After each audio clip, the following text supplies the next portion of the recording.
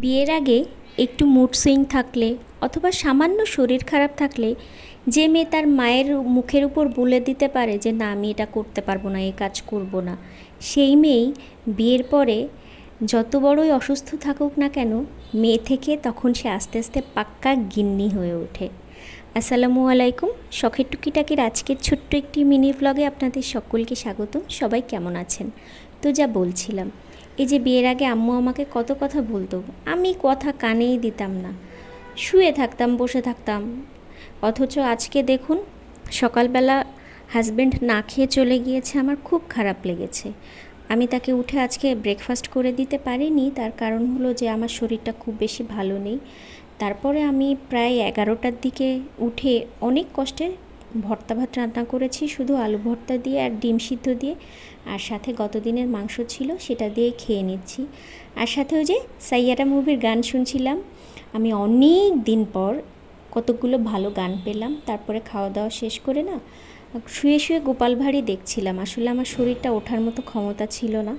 তো অলমোস্ট 1টার দিকে husband phone করে বলল যে বাসায় আসতেছে, সে বেগুন ভাজি খাবে, ছোটো মাছ ভাজি খাবে, ডাল খাবে।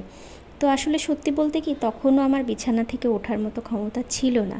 কিন্তু ওই যে আমি মেয়ে থেকে পাক্কা গিন্নি হয়ে উঠছি মায়ের মতো। মার যেমন দেখেছি সারা জীবন ক্লান্তিবোধ হয় না, তেমনি আমারও আজকাল কেন জানি নিজের সংসারের জন্য কোনো কিছুতে, আর বিশেষ করে হাজব্যান্ড যদি কোনো কিছু আবদার করে, আমার এখন আর সেই আগের মতো ক্লান্তিবোধটা থাকে না, নিজের শরীরের কথা মনে থাকে না। তো খুব দ্রুত সহকারে ফোন পাওয়ার সাথে সাথে কথা শেষ করেই উঠে গিয়েছিলাম রান্নার জন্য। তো রান্নার মেনু তো আমি আপনাদের সঙ্গে বলেই দিয়েছি। আর আজকে সত্যি বলতে আমি শুধু রান্নাই করেছি, এই বাদে আমি তেমন একটা কোনো কাজই করিনি, কারণ হঠাৎ করেই গত রাত্রে থেকেই আমার শরীরটা খুব বেশি খারাপ যাচ্ছে। হঠাৎ করেই প্রেশার ফল করেছে, সারা রাত ঘুমোতে পারিনি, কেন জানি না, বলতে পারছি না। আর এপাশে প্রেশার কুকারে আমি ডাল চড়িয়ে দিয়েছি। তো আমার ডালের রেসিপিটা খুব সহজ, আপনারা খুব সহজেই জানেন। তো আম্মু ফোন করলো, এর মাঝখানে ফোন করে জিজ্ঞাসা করলো যে কী করতেছিস। আম্মু জানে যে আমি অসুস্থ, তো আমি বললাম রান্না করতেছি। তখন কিন্তু আমার মা একগাল হেসে নিল। আগে হেসে বলল, কিরে এখন না বলতে পারলি না কাউকে? যাই হোক, তো আমি ডাল ওই পাশে সিদ্ধ করে দিয়েছি, মসুর ডাল, জাস্ট লবণ, একটু রসুন ছেঁচে দিয়েছি আর কাঁচামরিচ। আর আমি এভাবেই আসলে ডাল রান্না করি। আর সত্যি কথা বলতে কি, আমার আরও অনেক টুকটাকি অনেক কাজ ছিল, যেহেতু বাসায় মেহমান ছিল, আপনারা সবাই জানেন। বাসাটাও একটু নোংরা হয়ে আছে, বেডশিটগুলো চেঞ্জ করে পরিষ্কার করে করতে হবে। বাট সেগুলো না এখন আর করার মতো শক্তি আপাতত আমার শরীরে নেই। মানে হয়েছে কি, যতটুকু যা আমি বুঝতেছি যে হয়তো ভাইরাস জ্বরেই ধরেছে। তো দেন এই পাশে বেগুন ভাজি, ডাল দিয়ে বেগুন ভাজি হয়ে গিয়েছে, আমি ছোটো মাছগুলো দিয়ে গেলাম। তো এই ছোটো মাছগুলোতে না আল্লাহর রহমতে অনেক বেশি বরকত দিয়েছে।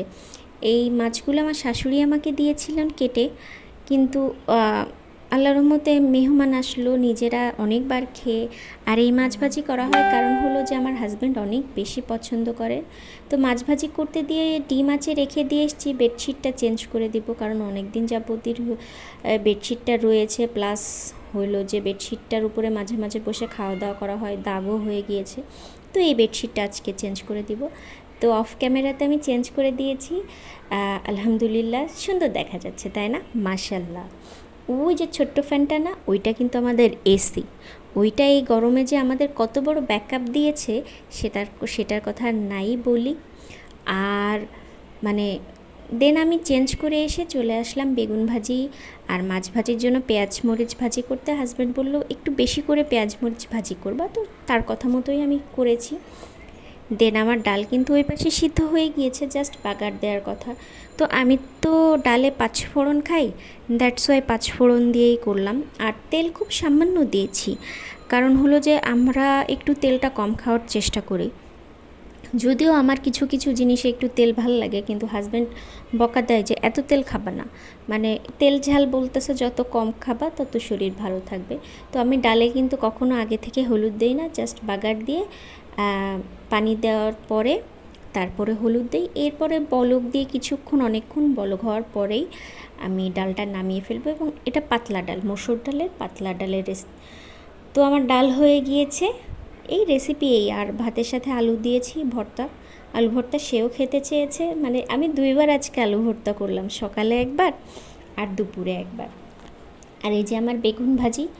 তো এই তো আমাকে বলছিল যে 2টার মধ্যে অলমোস্ট সে বাসায় চলে আসবে, কিন্তু সে বাসায় আসতে আসতে প্রায় 4টা 4:30 বাজিয়েছে।